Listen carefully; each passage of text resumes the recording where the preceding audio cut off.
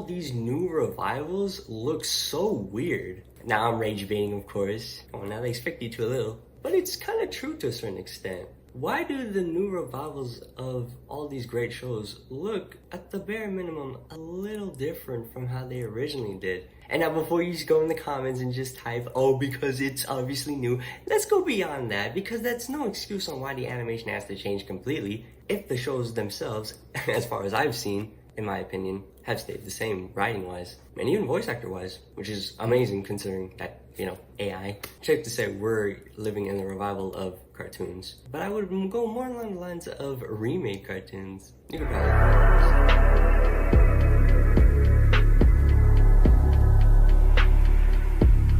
The wonderfully weird world of Gumball is perhaps, at least from what I can tell, the most hyped out of all of the revivals. Believe it or not, because I'm not gonna lie, this is based off a real experience. I originally thought from all the TikToks that were talking about it, that it was going to air on October 6th. But it turns out, after doing some actual research on it by myself, that it was actually, that turned out to be the air date for when it was going to air on HBO Max. The actual air date for the series itself was July 28th. And I didn't even end up knowing that until August, but I obviously kind of knew because I only knew that I was wrong because of the TikToks. Spoiling, quote unquote, the, I guess, series, but a comment made a pretty good point that you can't really spoil the series. I mean, it's Gumball for fuck's sake. I mean, that's not a lie. But it's pretty interesting because not only was this the most hyped, but it also looks the best. And I mean that in a good way when it comes to the animation. It has improved significantly, which I guess is to be expected considering that, the series itself took a big risk with combining live action and cartoon segments. So I guess it would make sense that this series would actually improve from its original, series when it comes to the animation. But I don't know, it's still just really weird. I mean, I guess it probably sounds like it was having... It probably doesn't sound that impressive now looking back at it, but I don't know, it's still worth noting. It's nice to get some positive quality aspects when it comes to a revival that go beyond even just the writing of the show, which I don't even know because I haven't even seen the show yet. But it is beyond hype. There's even a phone sex scene. I don't know, man. This shit is wild, but calm down, y'all. Because goddamn, but that's the hype is real and people go fucking mad over it. Hey, like this video and leave a hate comment if y'all like this video. I mean, I'll take that point. You know what they say, indifference is real hatred. Got messed up. But really, some things are just fun to hate. Let's be honest.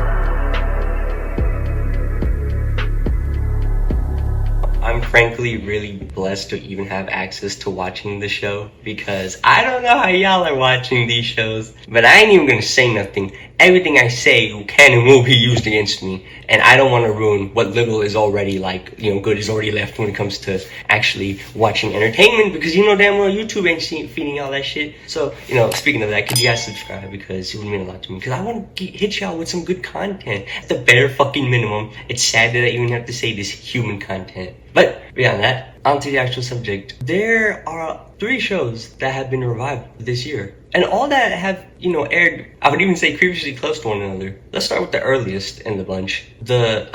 Season 5 of Phineas and Ferb. So this one isn't even really so much so a revival of the series as it is just a new season of the series. Which is pretty interesting in and of itself when you think about it. Because I just want to point out the one thing that I noticed. Because the writing honestly is pretty solid still. It's really good. It doesn't even seem like anything has changed even from when it last aired. It has that unique writing. It even has that, signature Disney song in every episode. My favorite being the hat one. You can imagine why. And everything is great. Which I guess is the only reason why I happened to hopefully not be the only one that noticed the significant, at least to me, difference in animation. Particularly in the close-ups. Is it just me or do the characters look a little off? 3D-ish almost. It's so strange.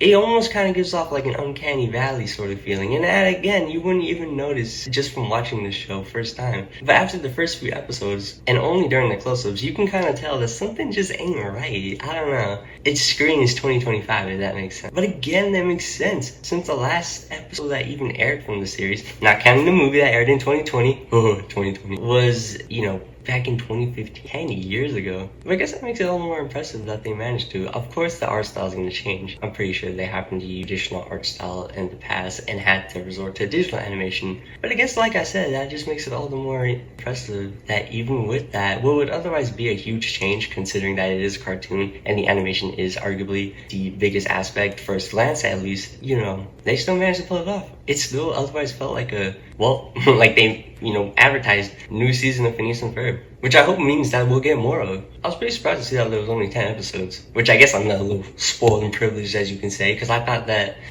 they are 22 episodes each. But I guess you could say I had no life because I guess I'm glazing because this was the first to air and the first one I watched out of all the other revivals. But let's see if the other ones can top it.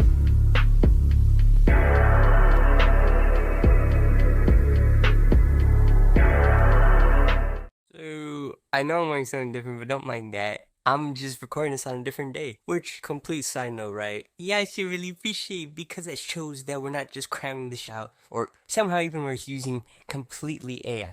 But anyways, moving on to the final, and I guess sadly, because I'm not gonna lie, I enjoyed the aspect that we even got so many revivals to begin with. I mean, Magic 3, that's what I think of when you think of the word like trio. I mean, that's what the word is. Amigos, resting to take off. Man, so much has changed, and I guess it only makes sense because it's been almost 10 years. Goddamn. But speaking of King of the Hill, right? Weird because out of any other survive, that kind of seemed like the only one. I mean, think about it. The Simpsons are still going. South Park is still going. Motherfucking Family Guy is still going somehow. But beyond that, right? King of the Hill also took another route by aging up the character, and they made that pretty obvious with not just the advertising, which I saw 3 of while picking my mom and sister up in the airport today, literally on the way back. So fittingly enough, I also decided to watch a few episodes, but I couldn't lie. I was never the biggest fan of King of the Hill to begin with. I mean, when given the option of like the Simpsons, Family Guy, and even South Park, no offense, I'd rather go with that. And I get that that's the whole appeal, even compared to the other shows like just that it was the most realistic out of all of them. Even stating that the intro is basically just your average text, guys struggling and chilling out.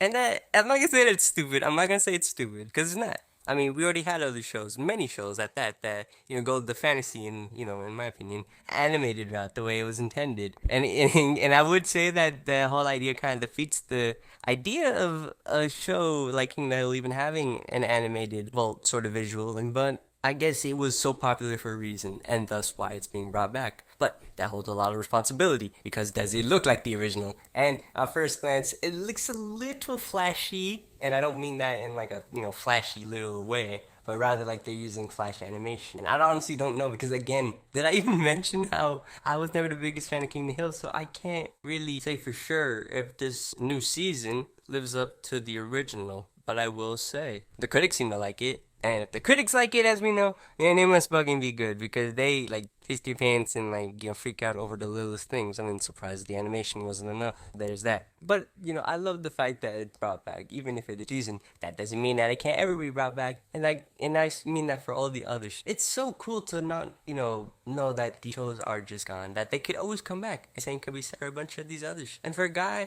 not even just like me, but for anyone that likes animation, this is like a huge blessing, really, and really cool. Just at the bare minimum. See, even if you're so pessimistic, like dare I say many other people on the planet, and want to say that these things didn't live up to the hype of the original, you can't lie. It was pretty cool to at least see. And even more so when you think about it, that they even tried. Because they didn't need to. These shows are pretty random when you think about it, but they all fitted so well. And in my opinion, very good job. Let me know what you guys thought in the comments down below. Subscribe if you made it all the way through. Appreciate it. See you guys next time.